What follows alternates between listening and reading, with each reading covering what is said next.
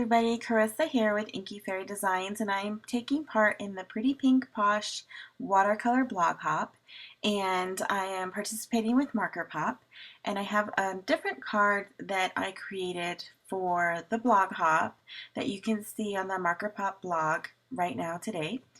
And I decided that for my post today I would show you how I created that background watercolor effect using gelatos and a stamp block. So I'm starting out just scribbling on some of the gelatos onto my stamp block, and you can use any type of surface for this. I like the area of the block that I have, the size. It kind of matches my cardstock. So anyway, I'm adding a light wash of clean water to my 140-pound watercolor paper that I'm going to be watercoloring. And I'm basically just kind of stamping or pressing or smooshing that color onto my watercolor paper. Then I'm going to take my brush and I'm kind of moving it around, getting it into areas that I want, because I wanted kind of an ombre effect. That's why I chose those three different colors of blues. And so this you don't have to do at all. I'm just kind of manipulating it a little bit more. And then I'm going to dry it with my heat tool. And once it's completely dry, I'm going to do another layer. So I'm going to scribble on just a little bit more. I don't want a whole lot. I still have some color from the last time. I'm going to spray it again with some water. And I'm going to stamp it again on top of my watercolor paper, and that's just going to give some extra layer. It's going to darken up in some spots, and I'm not going to move it around this time. I'm going to leave it organic the way that it stamped. And like you saw, I took my heat tool again and dried it completely, and now I'm going to take some of that darkest blue and a really wet paintbrush, and I'm just going to tap it and create some splatters with that color, and that will just give some more texture, and that pretty much finishes the background. And that's how I created the background for my card on the blog hop and the card that I created today. It's a really easy, simple technique, and just using some gelatos and some water and a stamp block, you can create some really pretty backgrounds. So it's not a Marker Pop blog post without some marker coloring. So I have seen watercolor backgrounds like the one I created, and then people using their colored images with markers on top to create their scenes or their cards or whatever like that. And I really thought that was cool. I'm more of a compartmentalized type of stamper or artist or whatever, and even though I do mixed media, it's really weird. If I pull out my watercolors, I tend to make my whole card with watercolor.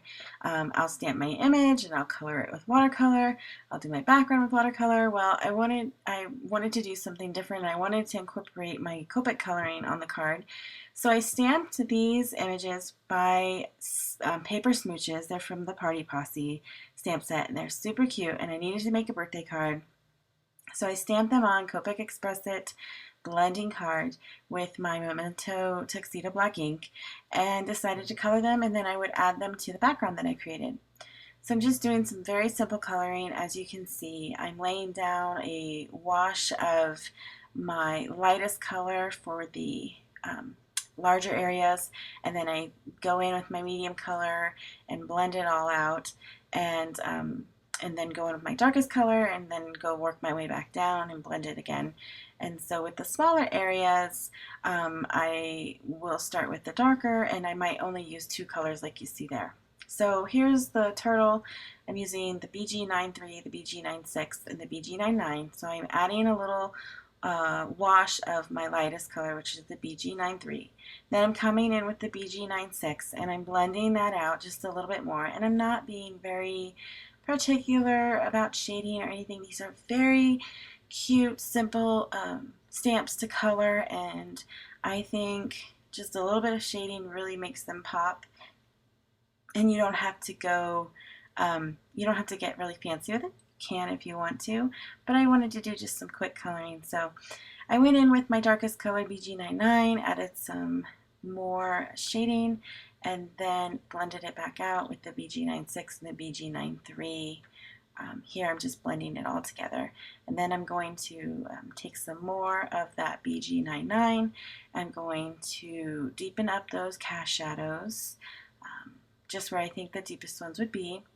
And then I'm going to bring that BG96 in again, and then I'll blend again with the BG93, and that will really take care of that part of the turtle.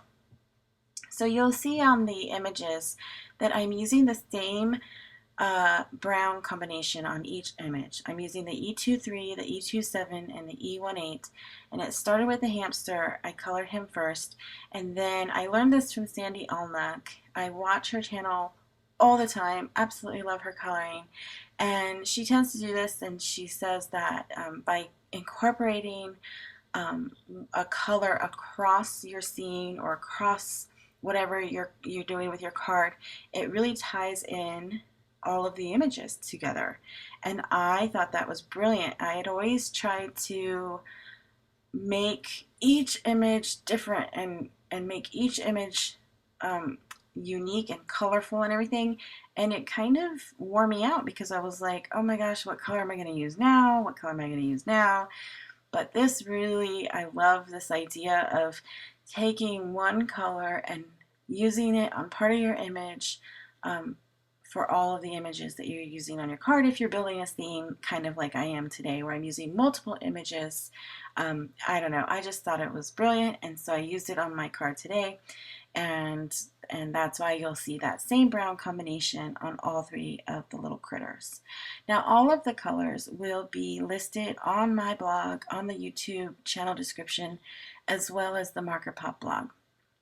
So the final thing that I have to do is color these cute little party hats, and I gave each one kind of a little bit of some texture, gave them some life, I guess, just by the way I colored them. I kept the yellow very simple, and then I gave the red hat some plaid effect, and for the blue one, you'll see I added some polka dots. So very simple coloring because they're just such a small area. And to add the polka dots, I went in with my colorless blender first and kind of bleached out some polka dots. And then I went back in over that with a white gel pen just to make them pop a little bit more. So then my final touch, I'm going to add some Wink of Stella on top of all of them to make them sparkle and shine. And I will add some highlights to their eyes. And this is where I do the polka dot, and you'll see when I move my hand, I messed up the eye on the turtle. So I'm just going to take a little bit of a damp baby wipe and kind of rub it away, and then I'll add that back, and you can't even really tell.